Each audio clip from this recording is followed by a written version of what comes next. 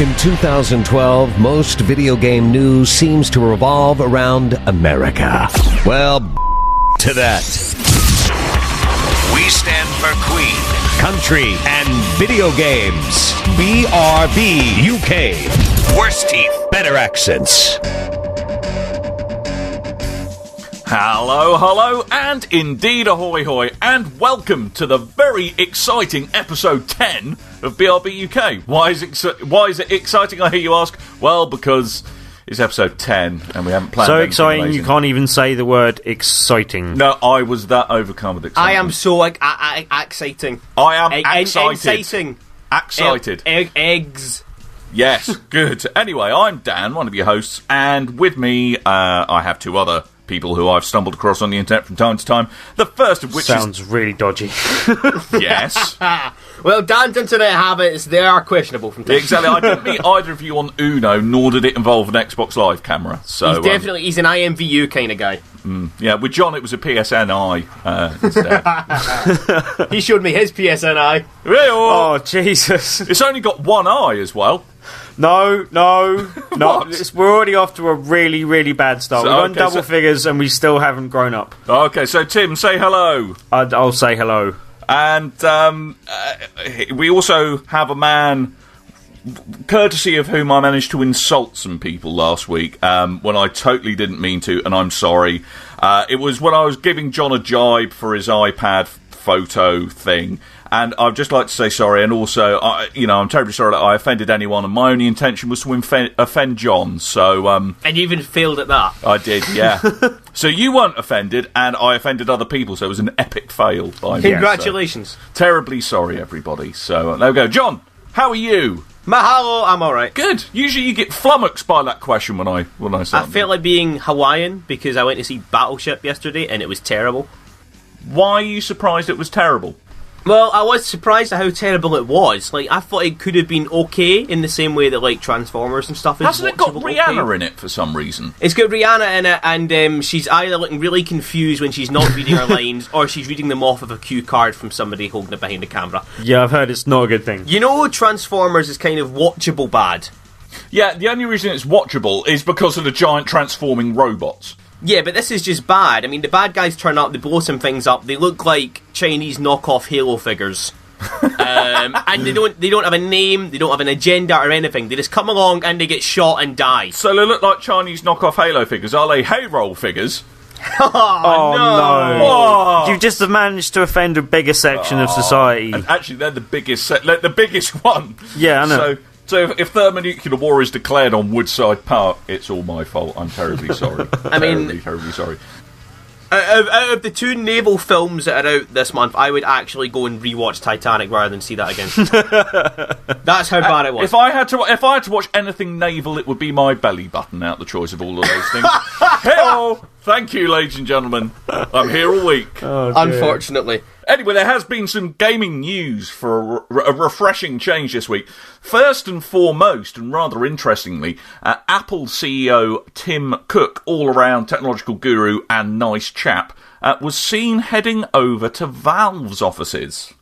And much internet rumour and speculation arrived from that, namely that Apple and Valve may be collaborating on a new bit of hardware, because it's been out the bag that Valve are interested in developing their own kind of, it's called for the moment the Steam box, where they're wanting to kind of have that as the primary outlet for the games they publish. This sounds like something you make vegetables in. A Steam box, or something to make sure your man vegetables, well looked after. If they need a bit of fluffing up or whatever, or the skin's a bit dry. I'm going to stop talking now. Someone else say something, please. Thanks. Yeah, moving on. Yeah. Basically, I'm not sure how these guys would come together. Hasn't Gabe Newell said in the past that he's not a big fan of like the kind of walled garden approach that Apple takes, where everything is locked in and that's it? Yeah, but it all depends if you're outside the walled garden or inside it, doesn't it? If you're inside the walled garden and you are dictating the terms and you are a console manufacturer, you have a greater say over what the specs and capabilities of the hardware would be. But don't you think there's a possibility that they're just making a device that will enable you to play Steam games through your TV? Well, or it could be a low-end Mac Mini With Steam on it. With Steam on it.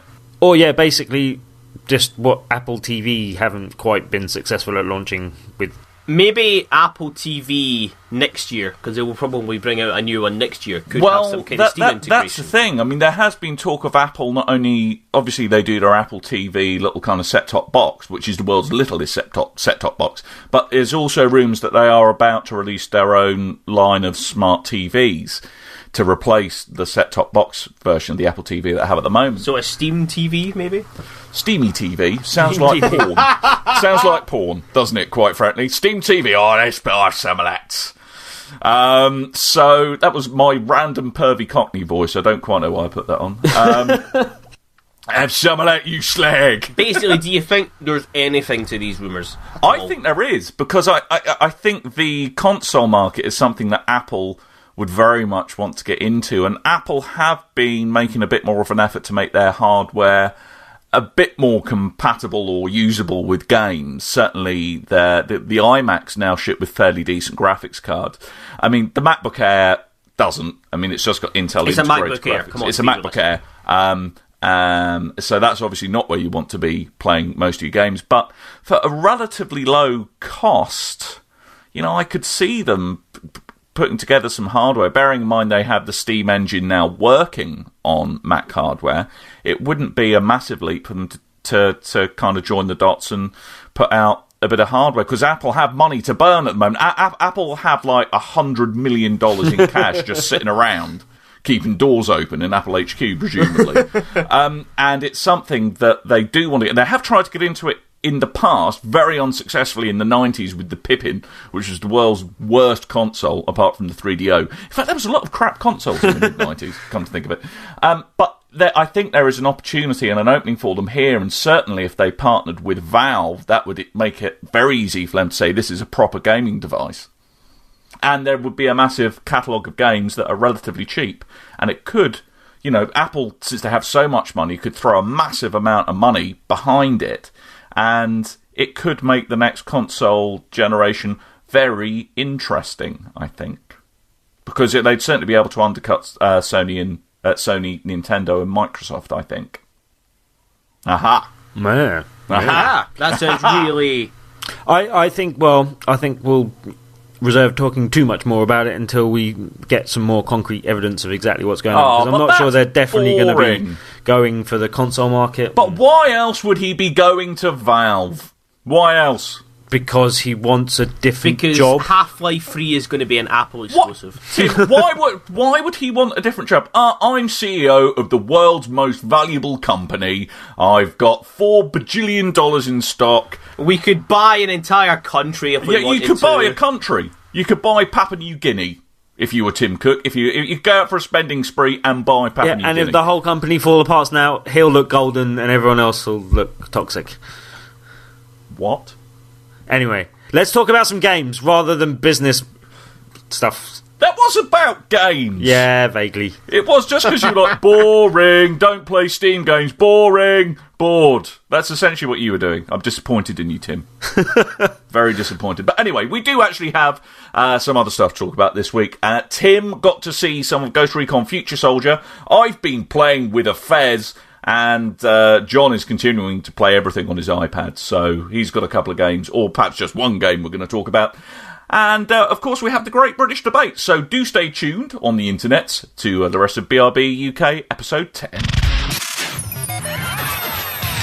So Tim, being the social butterfly that he is, decided to go to yet another gaming event on behalf of BRB, and this was for the highly exciting and upcoming Ghost Recon Future Soldier, a game about fighting in wars made by French people, apparently. Yeah. No. It is made by French people. Well, partly by French people. Also by Americans, who I met some of. No, the developers are Ubisoft Paris. That sounds pretty bloody French. The people that are developing the multiplayer portion are actually not French. They're American. So can I just jump in here, Dan? You pronounced Ubisoft Paris wrong. It should have been Ubisoft Paris. Sorry, Ubisoft Paris. Ubisoft Paris. Right, that's a French offended. Moving on. There was a Frenchman there. He was quite nice. although quietly spoken and hard to pick up on recordings, but still. So you can only surrender in the single-player game, then? No, I didn't get a chance to play the single-player game, unfortunately, and I had to turn up late to the event just because of circumstances, so I missed out on the co-op portion of the game, which they showed earlier in the day. But apparently, and speaking to a few other people afterwards, you got to play through quite a long level. It was like 40-45 minutes or so, and everyone that I spoke to was buzzing off just playing that and said it was very good. So does the co-op work like Rainbow Six, where you can drop in and drop out of people's games, or is there a separate player campaign? co-op, and it doesn't look like there's much drop in and drop out, basically. I think if someone drops out, you've got to sort of go back to the menu and stuff and re-party up and stuff. But some of the stuff that they did show off that was and I got a chance to play a bit of the multiplayer portion of the game as well, basically, but then they also showed off a lot of the gunsmith stuff. And they've got, I think, something like 6 million different combinations you can have by the time you've got different... Oh, that's the Whooshy Kinect thing, right? And yeah, and it's done with the Kinect, and oddly... Do you have to do it with the Kinect? Well, no, you don't have to do it with the Kinect. I did it with the buttons and stuff. I watched other people doing it with Kinect. But you generally control with Kinect, but then you also get to go out on the firing range with Kinect as well, but you don't actually get to control it at any point in time with the game with Kinect. It's just a separate... So on the firing range, you have to hold your arms like you're holding a gun and go pew, pew, pew to make Basically, it fire. I didn't do this. That's why I said I used buttons when I had a chance to kind of catch up with what was going on in the buttons. And do you know who's going to have a trouser party about that? It's going to be Dave, isn't it? Everyone's favourite AK-47 owning Texan. He's going to love it. There is, as I said, different combinations, and one of the things I quite liked about the functionality of that as well, that you could go into it and just tap on the D-pad and then select it for. Once you'd chosen the base weapon, it would select all the options that would give you the most control or the most power or the most accuracy. Oh, so you don't have to kind of micromanage what you're putting on. You say, give me a setup that's going to give me stability. So I got it to give me all the control, but then mixed it up and put an underslung grenade launcher on it, basically. That's kind of what the setup I was playing around with. Why does underslung grenade launcher sound like a euphemism to me? I mean, a very strange move. Because everything sounds like a euphemism to you. Yeah, this is true. First date I showed her my underslung grenade launcher, she was well impressed. I'd fine-tuned it for control. I prefer tuning mine for velocity. Anyway, more Ghost Recon. It was really awkward when I gave her a headshot. I don't know if you guys got a chance to play it at Eurogamer last year. No, I didn't. No, but about 2 minutes. I played it for a while, and I've spoke to a few other people that played it, and I didn't really speak to anyone that was particularly impressed with it. It was okay, it wasn't terrible, but it just didn't do anything... Is it lacking polish? Is it just a bit generic? Or They delayed the game, and having spoken to the developers, they said they were very glad that it was delayed, because they got more time to polish it up and actually make it the game that they wanted to make it. And they've put some really good base mechanics in the game as well. Like, one of the things I really liked was the cover mechanic works really well. And I know it sounds a bit, you talk about a cover mechanic and done it all before and stuff, but just the way they did it was quite good. Like, you can hold down A to run towards something, and that's fine or whatever. But if you look towards another cover while you're in cover, then you can just look to where you're going, hold down A, and it'll go to that position. Oh, which sweet. is quite handy and worked quite well. And it's something that they said they'd spent a bit of time working on as well. And isn't there some kind of element of destructible environments, but not to necessarily the scale of Frostbite engine, but can't your cover get destroyed? Didn't see so much of that, but I mean, basically, a lot of it's about the tactics and obviously the gadgets and stuff you get. Like, you get the drones, and you can use the drones to knock people out of cover or just highlight people so you know where they are. And there's lots of other interactivity, but it's very much working on the team-based stuff. The multiplayer stuff works on basically you get 2 squads of 3 and 6 on 6. And 2 different fire teams, and you can give your fire teams different orders via the D-pad and stuff like that as well. But yeah, no, I mean, basically, you've really got to concentrate on the teamwork. And if there's they put suppressive fire in, which I think was in which was it that came out recently? It was in Battlefield, I think, basically. Yeah. But they said that they think their suppression's superior because it actually takes. Actually makes people do things differently and makes things basically, if someone's laying suppressing fire and people are flanking them, it's a very effective tactic, basically. So is it like their field of vision decreases so they can see less peripherally? Yeah, I think they can't shoot as well, and it affects their ability to stay in cover and stuff like that a little bit. But I mean, I didn't get too much down into the details. I got a few goes on the multiplayer basically, and there's 3 different types of events. The one that we were playing was just the simple sort of conflict, as they call it, and that's basically various different objective types on a deathmatch. But the objectives would range from just capturing points or defending points from the attacks and stuff like that. But mixed it up quite well, and they're doing lots of things to try and stop spawn camping and stuff like that. So does it mix it up during the round? Would it be like one round to capture the flag? And and there's like 4 or 5 different objective types. And they will change around the map, and they will randomise quite a lot as well. Because I have to say, the original Ghost Recon on the 360 was one of my favourite games, and I still will play a little bit of it. Yeah, I played the original Ghost Recon and Ghost Recon 2 on the original Xbox, and then obviously I really like GRAW and GRAW 2 on the 360 as well. But it's been away for a while, and as I said, there hasn't been many other Tom Clancy titles. We've been absent of. Splinter Cell re-emerged recently, but we haven't had anything from Rainbow Six in recent years as well. So this is looking like it's doing a very good job of filling that niche. And at one time when I played it at Eurogamer, I didn't think it was coming together nicely. I now have a lot of faith in, even though I played the multiplayer, which isn't really my thing, I really want to play the campaign from what they were talking about and stuff like that. And there's different multiplayer modes as well, like Saboteur, where it's like there's a bomb to get, and the person carrying the bomb only gets a handgun, and you've got to defend him and stuff like that. And then there's a guerrilla thing that's a bit like a horde mode, basically. Kill the dude in the gorilla suit. Kill the dudes in the thing. But then there's also, I think, 4-player co-op in the main game as well. As I said, I haven't seen the campaign, and I think they're showing that off next week sometime as well. So hopefully we'll get someone with a chance to have some hands-on with that. And did they talk at all about the single-player game while you were there, or did you miss that bit? Yeah, the American developers and the guys working on the multiplayer are a bunch of guys called Red Storm, and they had a few of the guys there, and I managed to catch an interview with one of them as well, which will slap up as bonus content for those slap people up that your Underslung grenade launcher, Tim. have the app.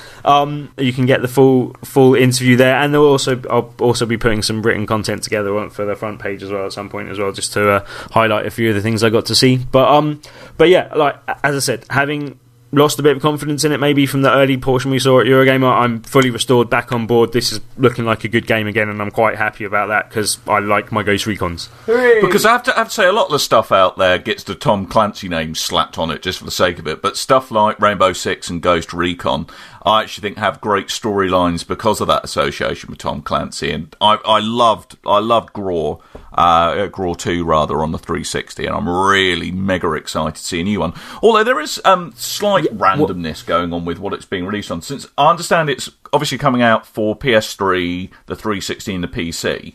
Yeah, I think the PC is slightly delayed in its but they've also got an online thing that they do for Ghost Recon already, basically, or something they were saying. And they're doing a Wii version, fine. But they're doing it's a different game, I think. But yeah. And they're doing a PSP version, but not a PSV version, which seems rather odd to me. I mean, it might be because the Vita's shifting about 3 units a month at the moment. But yeah, not doing so well in Japan at the moment either. Eh? Ooh. No. But no, I'm really looking forward to it. And it's it's cool that it's set in the near future, so they can get away with some extra technological stuff. Basically, they said all the stuff that they've based their technology on is kind of very much either stuff that is out there now or stuff that is feasible in the very near future. Like, one of the things they talked about that you think is much more of the pie in the sky thing is the camouflage type thing that that makes you completely invisible, like the cloak. I don't know if you've seen any of the trailers where as long as you don't move too much. Yeah, and that's present in the multiplayer as well, but they haven't made it too overpowered and stuff. Like if you shoot or move, then you get seen in it and stuff like that, and you can also EMP it and stuff like that as well. So, but yeah, no, one of the things they did talk about with that technology is that technology is available for vehicles and stuff. They have that here and now, apparently, kind of thing, but the batteries for it are huge, so it's just a matter of shrinking down the batteries to a human form size and making them smaller, basically. So yeah, I mean, it was quite interesting them talking through a bit of the technology and stuff. And as I said, I've got a slightly more in-depth interview that's coming up as bonus content. Lovely jubbly. Well, I am thoroughly excited about that, I have to say. And it's out in May, late May, isn't it, I think? Yeah, and it definitely looks like it's going to be catering to some multiplayer people, but then for me, I really like the co-op and the campaign, but they look like things that are coming together nicely as well, so all good. Sweet. And there is a closed multiplayer beta coming up, which you can access if you've still got a copy of Splinter Cell Conviction, or you're a PlayStation Plus member, or you get a code from us at the end of this show. Yeah, we have codes. Rather exciting, but also pretty cool if you're a PS Plus member. There is a lot of awesome stuff coming out on PlayStation Plus at the moment, I have to say, but that's a ramble for a different day. Shift 2 was out recently, and I'm still playing it. It's alright. It's alright. That's as positive a review as you're going to get from John for something that isn't on an iPad at the moment. It's alright. Made me stop touching my iPad. I was very upset. Well, I have to say that the downloadable space has been quite prolific at the moment in giving up some good games. There's been quite a few games on PSN and XBLA recently, and one of the ones that I've heard is pretty good but don't know much about myself is Fez. Hats! Magical hats! Magical hats. So we've gone from scarves in Journey to magical hats, yeah? Yes, it's all about exciting accessory clothes things in this day and age. Hats. Fezes are cool. They are cool. That's something right. They are very cool. Are you going to say anything other than hats? No. Yeah. Okay, right. I shall get off the whole hats Tourette's thing I seem to be going through at the moment. Fez is not only is a type of hat. It is a type of hat. It's also a marvellous game that's just been released on Xbox Live Arcade. It's developed by a bunch of guys called Polytron, who are a bunch of indie developers. And Fez has actually been in development for donkey's years. It was originally announced back in 2007, believe it or not. How long is a donkey's year? Extremely long. Perhaps as far back as 2007 to now would be a donkey's year if you really want to get specific about it. So 5 years. It's a 5-to-1 donkey to human ratio is what we're saying. If you're a donkey, 5 years would be a year for you. Right.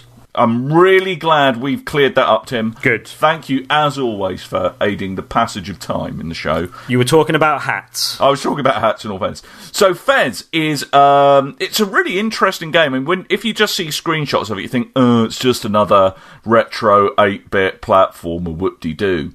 But the interesting thing about Fez is that it's 2D but 3D at the same time. And wait, does that mean it's like that PSP game Crush that came out a while ago? Yeah, it's a little bit like Crush, and also a little bit like what Super Paper Mario did as well. So the basic setup of the game is that you live in a world inhabited by people who can only get their head around 2 dimensions, and they exist in a 2-dimensional world. Everything is flat. That sounds good.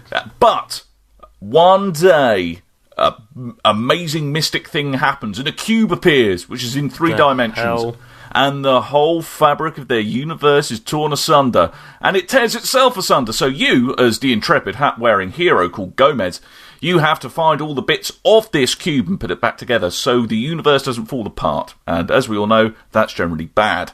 The interesting thing about this is that you can rotate the world about your character, by pressing either of the bumper buttons or the trigger buttons.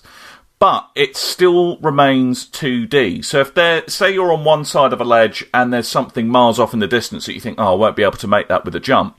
If you rotate the world, because it translates the 3D into the 2D, it is then effectively closer to you, so you can make the jump. So there's no depth in any of it.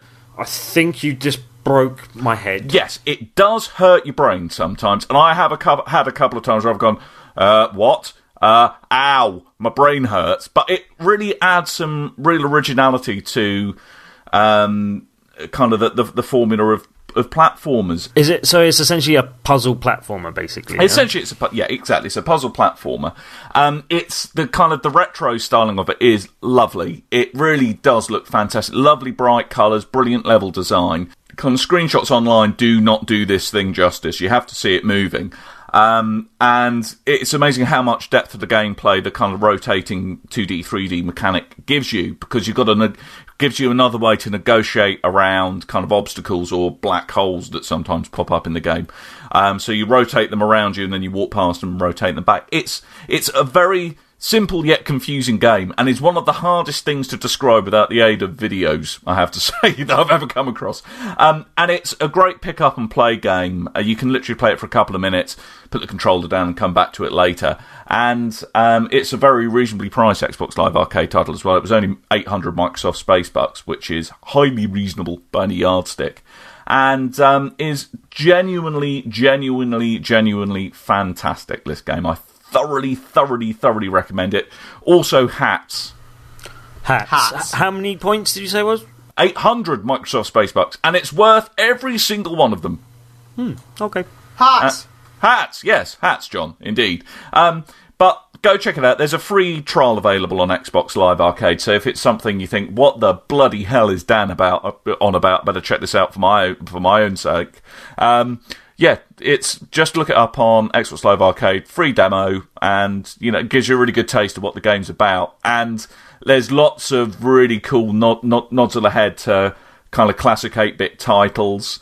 Like when the universe starts corrupting and the cube comes on, remember like back in the day on 8-bit consoles when the graphics went a bit weird, you got all weird characters appearing on the screen, a bit like the Pac-Man kill screen, as it were. That starts happening, and then the game reboots itself. It's like it's rebooting itself back to the title, and then the world is different. But it's very, very cool, this game, and a real genuine joy to play. So do check it out.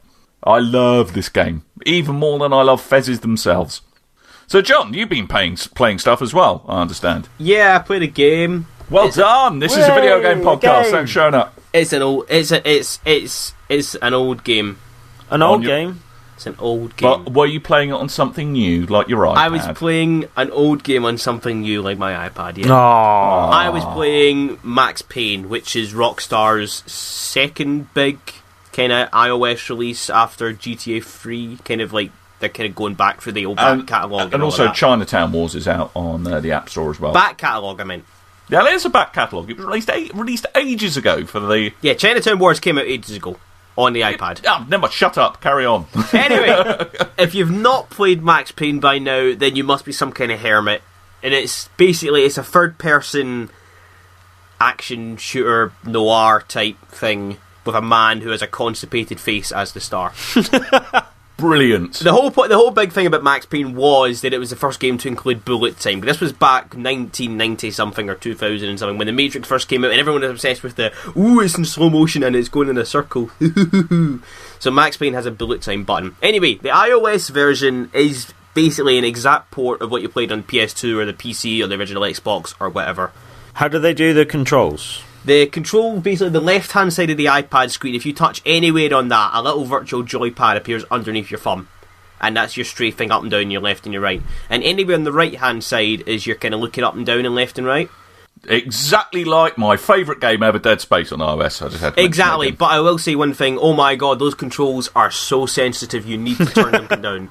Like I tried to look up just a little bit, and next thing I know, I could see the moon.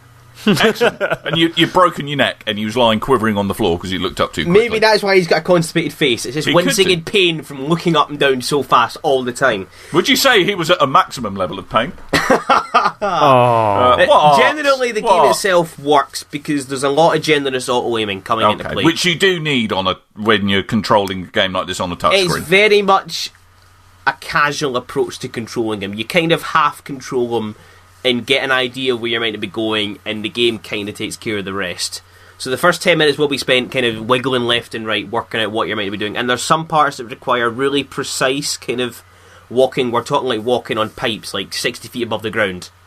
And you need to save because you will get them wrong first time every single time. Right. Generally, the game works control-wise on iOS. It works. And how does shooting and melee combat and stuff work? Shooting, there's a great big picture of a gun on your screen. If you press that fires your gun. It's fairly obvious then. And there's a bullet time button as well. It's just that's your buttons. You get your jump button, your bullet time button, and your shooty button. And everything else is just double tap. So you double tap on your ammo count, you reload. Double tap on your health bar, you use painkillers or whatever. How many times did you think Yeah, I'd rather have a control pad. Yeah, it's exactly what I was going to ask. Did you spend the whole time going, I wish I just could control this with a controller? There are points I was wishing that I could just have a control pad, but at the same time, it's not impossible to play it. But the one reason that I let it off is because for the whole game, $1.99. Really? $1.99. That's not bad. Payne, which isn't bad. GTA 3 is $2.99, so I don't know when I've brought it down £1 or so. Maybe it's just because it's GTA and they can sell over the extra quid. But for $1.99, the game is quite big. We're talking about 6 to 8 hours ish. Okay. And then you can replay it. There's a bunch of difficulty settings and different challenges and all that. So for $1.99, it's fairly solid. Well, but one of the things when I saw it on the App Store is because, it is a faithful port of the PS2 version, which is good and bad in some ways. Graphically, even compared to a lot of other iOS stuff, I thought it looked very dated. It does look like there's a lot of close-ups of faces and stuff. Yeah. It's become a mess of pixels. It's not great.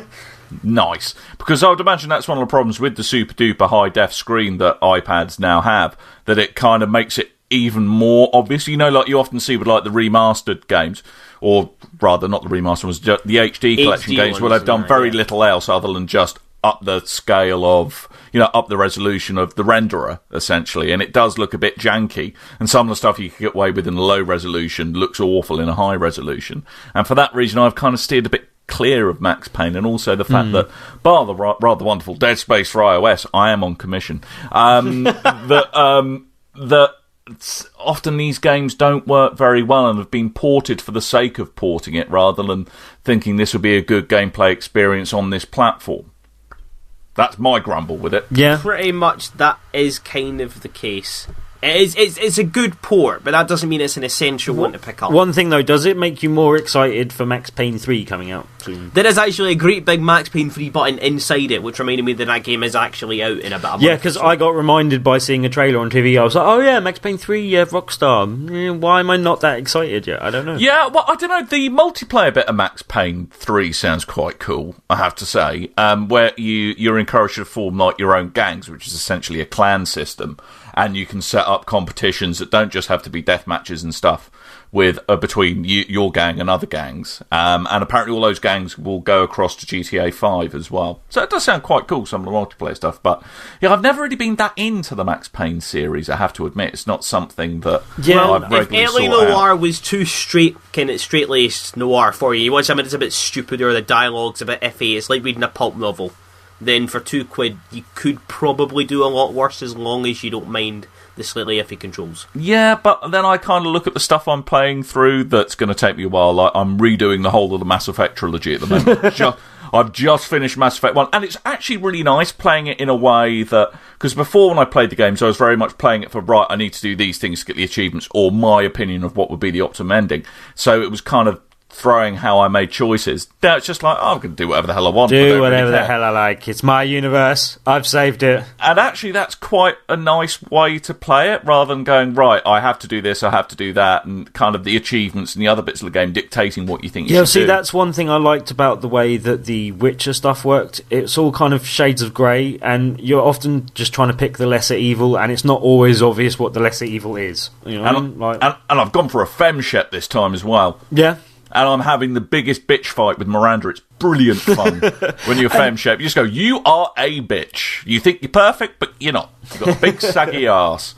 But you said you picked up a copy of The Witcher as well, yeah? Yeah. I that came courtesy of Amazon today, and that after I've done my Mass Effect trilogy playthrough, I'm then going to go to The Witcher, because rather than interrupt one story to do another story, I think both of them are kind of titles where it'd be good to see the story all the way through. Yeah, you definitely need to pay attention to the story, and it's rewarding enough to do so. But yeah, I'm still trying to slog through for my review. I've been a bit too busy to get through it all in one chunk, and but really enjoying the game. It's a good game. So the point I was trying to make basically is I kind of got other stuff to do rather than drop another £2 on a game. It sounds really weird. I've kind of, it's £2, I'll probably play it for an hour and go, oh, it's Max Payne on my iPad. Yeah. Angry Birds. Well, let's see what the Max Payne 3 main release can do when it comes out soon, eh? So, there we go. But it's something I've never been that excited about, and the new Max Payne looks like Rothbart, so it's just going to be you running around. It's just going to be you running about with a bum bag. Surely that should be selling it to us. Telling people to get off your lawn.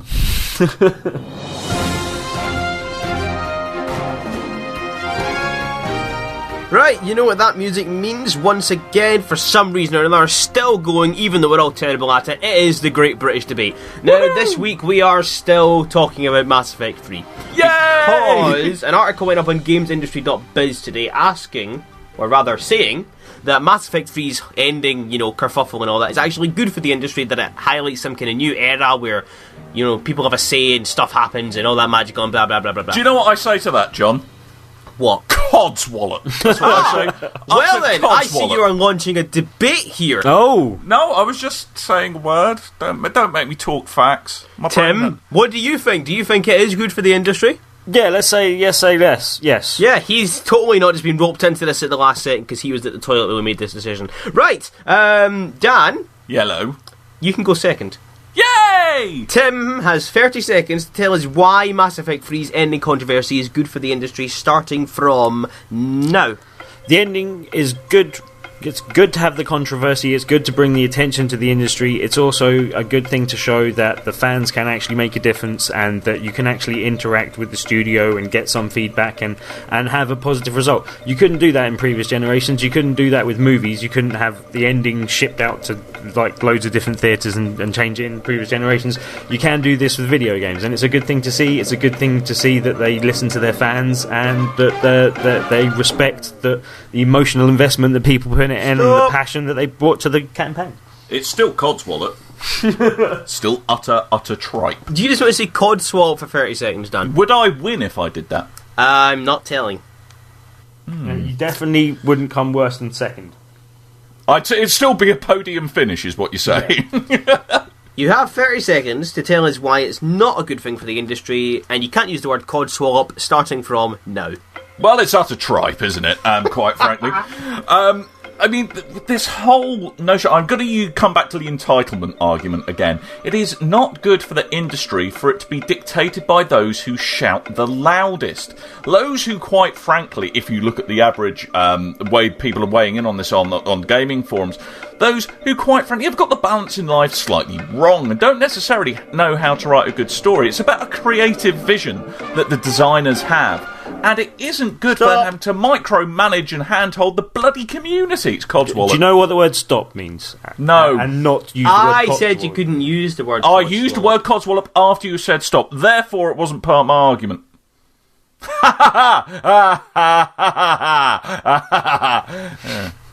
Are you quite done there? Yeah, I'm done.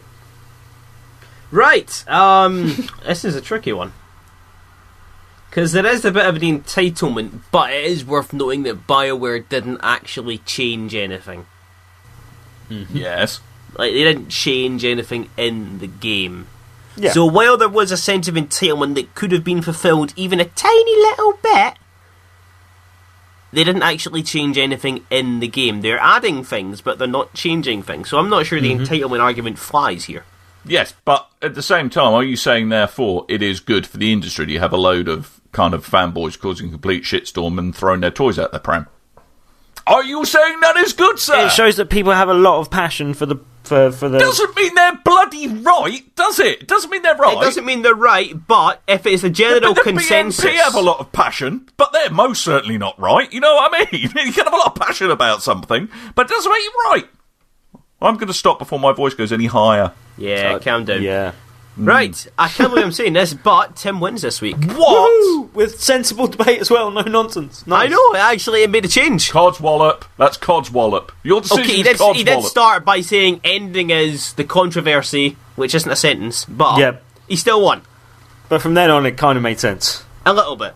Okay, well, I think I've been wrong, but a silver medal is still pretty good. I mean, if they had actually changed the ending, it would be a totally different story. Yes, but I still don't think it's good for the industry. I really don't. Because just this feeling that you have the right to change a product for everyone else who plays the game just because you don't like it is utter bollocks. Utter bollocks. Steaming, hairy bollocks in a steam box. Yeah. Quite frankly. Yeah. Steambox, we came Steambox. full circle. Yay! See what I did there? Yeah, see, all the foreshadowing I did by talking utter earlier on came to fruition. Brilliant. So we're basically in a big circle, is what you're saying now. No, I've never been in a circle. No. Just wrong. Brilliant. When have you been in a circle? That time I was in a human centipede. Oh, dude. Oh, God. Oh, God. That's a note to end on. Oh, God. A brown note to end on. Oh, that's horrible.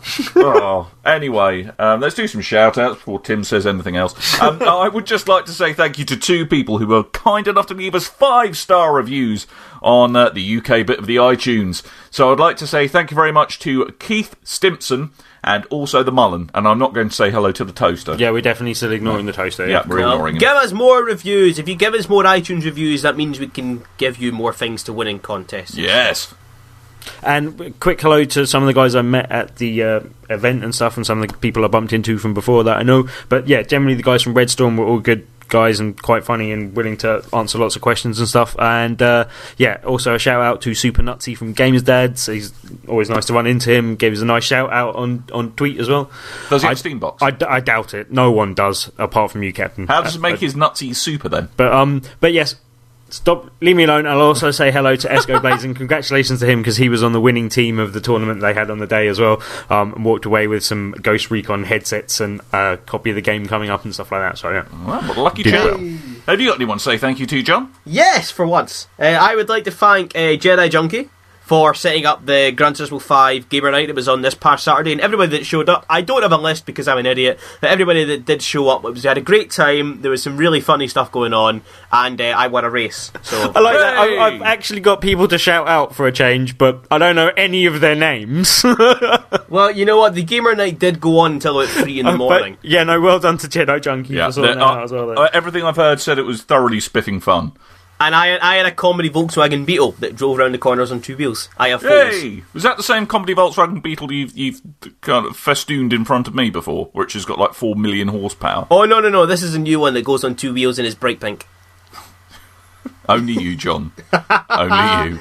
Right, I think that's us. I think it is, but we just need to do a quick little bit of housekeeping. Last week we started off a Witcher 2 competition. That is still going because it's not been a great amount of time since we recorded this show and the one that went before. So to give everyone a fair chance of winning, we're going to leave it open until episode 11. So, and also, if you want any codes for the beta for Ghost Recon Future Soldier, then PM me on the forums. I've got 360 and PS3 codes, so first people to get, I'll be first come first serve for however many codes I got. First people to PM me get codes. That's it. Splendid. We like that. So that's a show, chaps. Thank God that's over. It went on to some quite frankly horrendous tangents this week, and I can only apologise, listeners. Tim's tired, John's being John, and I'm just not right. So just wrong in the head. I'm just wrong in the head. So without further ado, before we say anything else, I've been Dan. I might have been Tim. Welcome to Earth. Was that Earth spelt with an F? Yes. Idiot. So until next time, dear listeners, toodle bye. You and your ears are quite welcome for the podcasting goodness that you just heard. Why not roll on over to BigRedBarel.com for more podcasts, news, reviews, and videos from the biggest, reddest site on the internet, BigRedBarel.com.